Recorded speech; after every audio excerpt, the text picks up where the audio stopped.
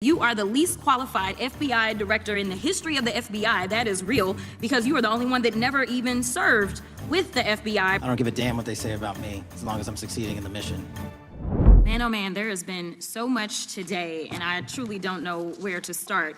So I'm just gonna make sure that we start off with a few facts.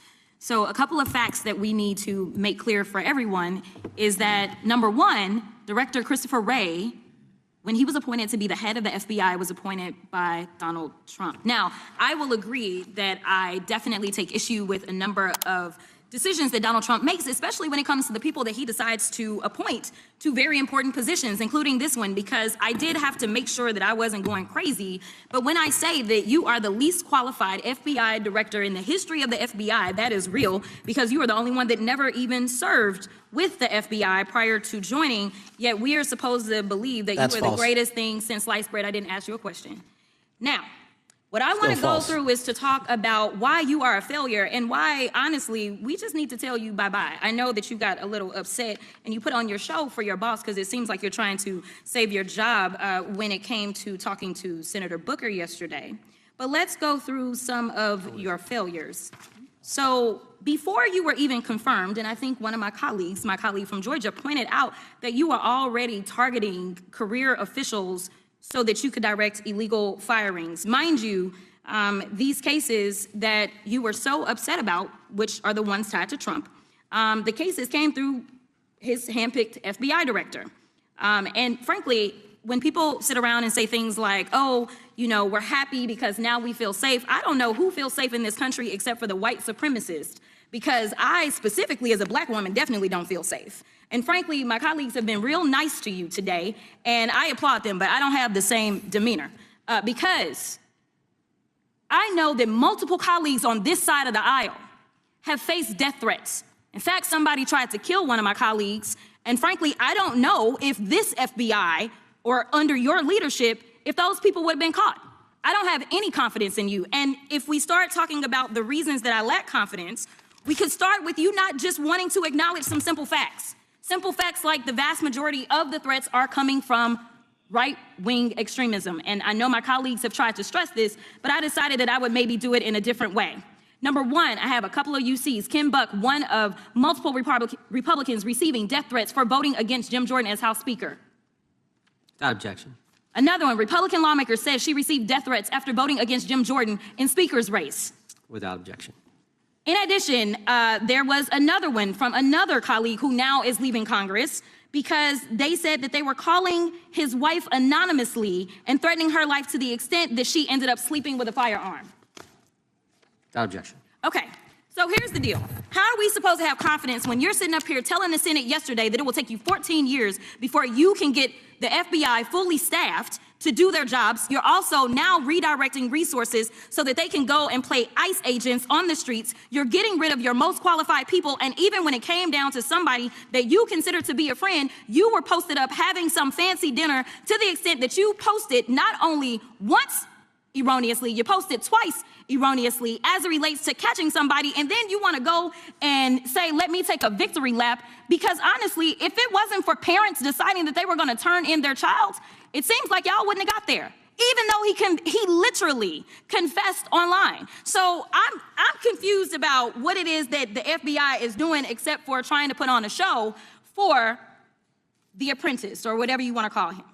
The day after all of this took place, there was domestic terrorism that was taking place at HBCUs. They were targeted. Yet I didn't hear anything from the FBI about what was going on. And again, black people kept saying, how did we end up in this? Because the numbers are so very clear that white supremacy is a problem.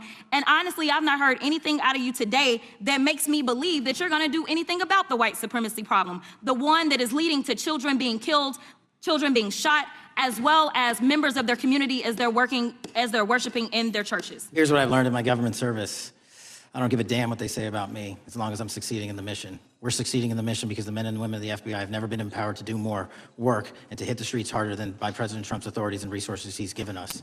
And so all I care about is that we are capturing more child predators than ever before, taking more drugs off the streets than ever before, that we are capturing murderers at a significantly historic rate, and we're delivering this country the lowest murder rate in recorded history. That are facts that you cannot dispute. But you can come at me all you want. I don't care. Thank you, Director, for that, and we appreciate your service. We appreciate the results speak for themselves, I think, pretty plainly, and your commitment not only to results, but to transparency, so we do appreciate that. Director, who is John Durham? He was a former federal prosecutor, United States attorney, and ultimately appointed special counsel in the first Trump administration. Correct, and there was a document that he released in his findings called the Durham Report. What was the Durham Report briefly, and what were the findings very briefly? It was every special counsel that's appointed produces a report to the Attorney General. Special counsel's Durham Report largely focused on Crossfire Hurricane and included extensive summary findings in classified and unclassified manner, and we released the classified version, finally declassifying it for the American public in this committee. Correct, and you released that in July of this year. I think so. Yes, sir. Isn't it true that in the classified Durham Annex, as it's referred to, that in 2016, the Obama administration obtained intelligence information from a source contained in two separate memoranda, one in January of 2016 and one in March? The two memoranda described confidential conversations between DNC Chair Debbie Wasserman Schultz and two individuals from the Soros Open Society Foundation. Isn't that true? As written in the report, I'll let her speak for itself. In the Durham Annex, in January of 2016, the memorandum noted in part that President Barack Obama intended to scuttle the FBI's investigation into Hillary Clinton's private email server and mishandling of highly classified information during her time as Secretary of State. Isn't that found in the report? I believe so. Isn't it also found in the report that in March of 2016, the memorandum also included references to the same Obama effort to shut down the Clinton investigation, but additionally outlined a plan to falsely connect Trump to Russia? Isn't that in the Durham Annex? I think it's in more than the Durham Report, but yes.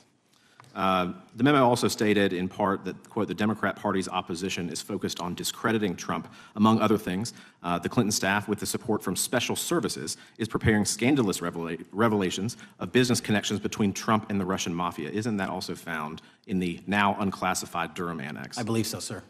According to the Durham Annex, based on analysis and translation of the intelligence, FBI analysts believed that special services could either mean the FBI or CIA, or the Trump dossier author Christopher Steele. Isn't that in the Durham Annex? I believe so, sir. When the Obama administration received intelligence in March of 2018, Fusion GPS was preparing open source opposition research regarding purported ties between Trump and Russians. The research was paid by the Clintons' campaign and the DNC. Isn't that open source and also in the Durham Annex? I believe both. Okay. And so also in the Durham Annex, which I found interesting, was the potential campaign plan was shared with high-ranking career officials at DOJ. Isn't that in the Durham Annex? I believe so, sir. The Durham Annex describes that in July of 2016, emails allegedly between Leonard Bernardo, senior vice president of George Soros' Open Society Foundation, included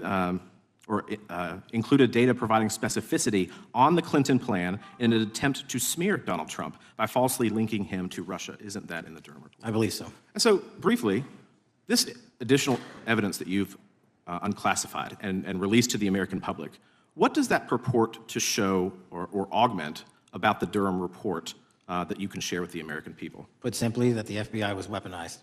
Against a political campaign. Yes, sir.